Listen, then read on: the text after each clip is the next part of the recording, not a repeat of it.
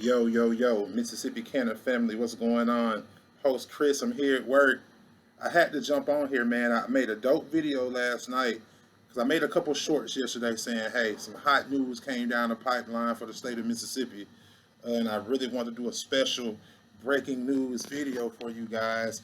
Did an awesome video, was in the lab at the house, the vibe said right, and I'm out in the sticks in Mississippi with no Wi-Fi. So as you guys who kind of know, it was like a 15-minute video. Thing has been trying to upload since yesterday. So I'm here at work, man. Decided to jump on my laptop, update you guys, man. Stay true to my word. Keep the information coming. Apologies for the quality of this video, but let's jump right into this, man. So here's the scenario. What's going on? I'm gonna kind of scale this back a little bit because I'm here at work. I don't want anybody busting in on me, but I want to get this information out. So here's what's kind of going on. So in this Mississippi program, they have it set up where they were allowing certain steps to be taking place prior to the full program going on. Just to give you kind of backstory right now, and as far as the compliance and inspection part goes, there are 3 employees right now at the Mississippi Department of Health to handle all of that. Now they're talking about outsourcing that to a third-party company to handle compliance and things like that, but we can imagine how you think that's going to get a third-party company coming in to do compliance for the state. Now, mind you, that might be the situation in state agencies already, but just the way I'm thinking, I don't know how that's going to look, how that's going to go. So that's where that is. So that kind of gives you the idea of how much they can handle at this point. You got about 140 dispos for 400 patients. You got like 406 patients. You got like 440 work permits issued. So right now in the state of Mississippi, there's more Mississippians holding cannabis work permits than there are medical cards. It's kind of concerning for the people investing lots of dollars into that right now. You also have about, I want to say 47 cultivators, I believe, either 47 or 80 cultivators. So I'm sharing all this information to kind of get that somebody getting ahead of the game, that somebody having an upper hand or somebody not having to follow the rules is going to be a big thing. That's a huge thing. So Mockingbird LLC. If you're into the cannabis culture, just not here, but in multiple places, you heard that name before. When I was doing my initial research to get my cannabis workers permit and to kind of see what establishments already existed, Mockingbird was one I was seeing in every category, from cultivation to waste to transportation.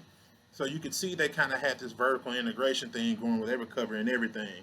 Now I had some grow homies who are cultivators here in the state tell me that, hey, you got this big company coming in from Oklahoma that was able just to walk in Jackson and Hinds County, a county that was going to opt out, or from my understanding opted out, the city of Hinds. Now I understand that in the counties in those areas, Madison and kind of like around there, the cities opted out, but the counties opted in. So it's one of those scenarios where we don't want this in the city, but if you're out in the county, sounds like you're okay.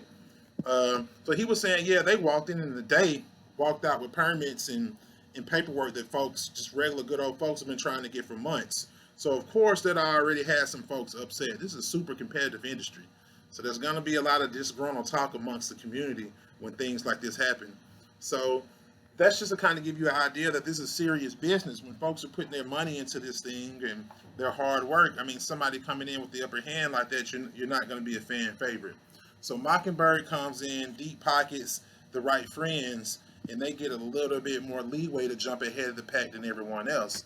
Now, throughout all of this, I believe it was the Mississippi Tribune, did a special on them. I don't know if it's particularly on them or they were just looking to highlight what's going on in medical cannabis right now in the state.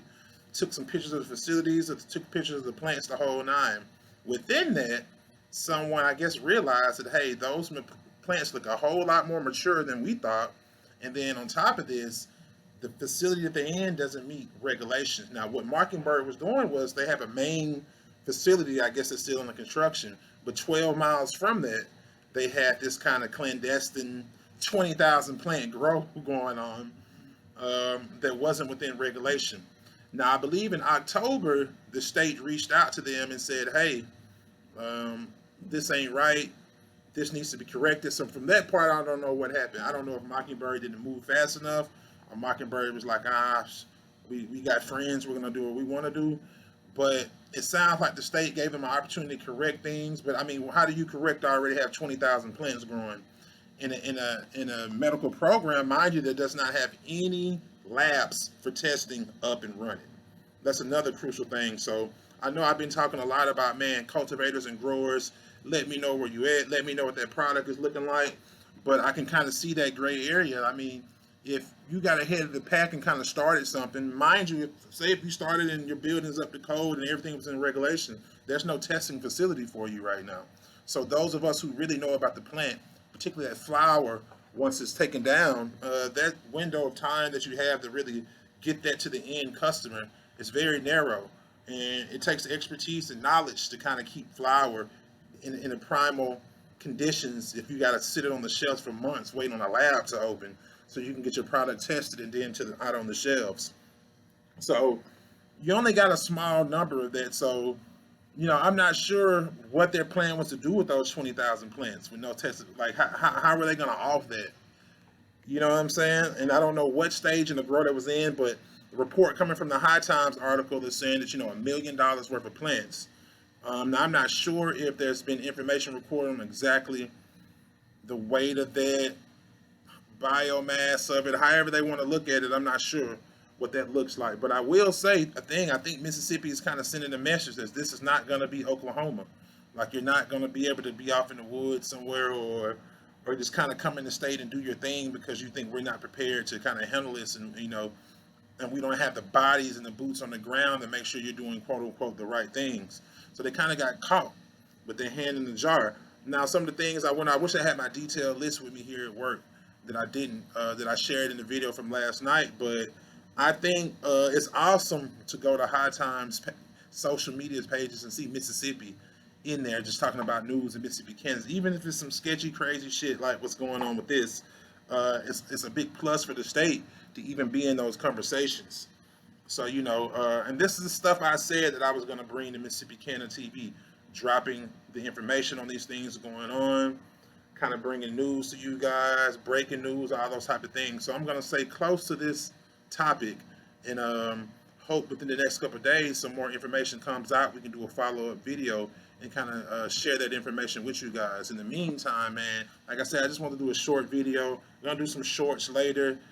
Man, thank you guys for following the wave, man. Thank you guys for subbing, commenting on the post, man. I really appreciate that. It's all love. And sorry about the mix up with the video last night. Hopefully it uploads at some point. You can still check it out.